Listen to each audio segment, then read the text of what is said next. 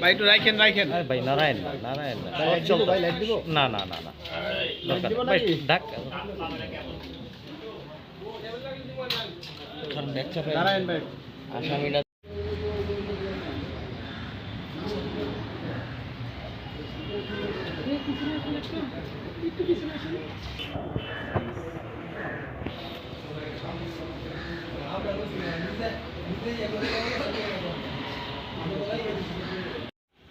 অথবা কোনো ঘটনায় কোনো মোবাইলকে আমরা ট্রেস করছিলাম, কোনো মোবাইলকে আমরা ফলো করছিলাম, তখন হঠাৎ করেই আমরা সেই মোবাইলগুলোকে হারিয়ে ফেলছিলাম। মানে আমরা সেই মোবাইলগুলোর কোনো ট্রেস পাচ্ছিলাম না হঠাৎ করে, যেটা খুবই অনাকাঙ্ক্ষিত। মানে এরকম হওয়ার কথা না।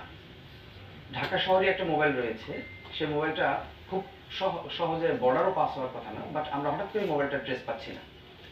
বিষয়টা আমাদেরকে চিন্তিত করে এবং আমরা তখন আমাদের কয়েকজন অফিসারকে দায়িত্বটি দেই।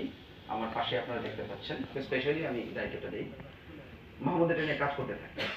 কাজ করতে করতে করতে করতে আমরা একসময় সফল হই এবং আমরা দেখতে পাই যে একটি চক্র না, অনেকগুলো চক্র চুরি যাওয়া মোবাইল অথবা বিভিন্ন ধরনের অপরাধে জড়িয়ে থাকা মোবাইল, বিভিন্ন ক্রাইম করা হয়েছে যেসব মোবাইল দিয়ে, সেই সব মোবাইলগুলোর IMEI চেঞ্জ করে ফেলতেছে। বিষয়টি অত্যন্ত ভয়াবহ, যার কারণে আমরা এই মোবাইলগুলো আর ট্রেস পাচ্ছি না। আমার কাছে একটি মোবাইল রয়েছে, এই মোবাইলটির একটি IMEI নাম্বার রয়েছে, যেটা সারা ওয়ার্ল্ডে ইউনিক নাম্বার।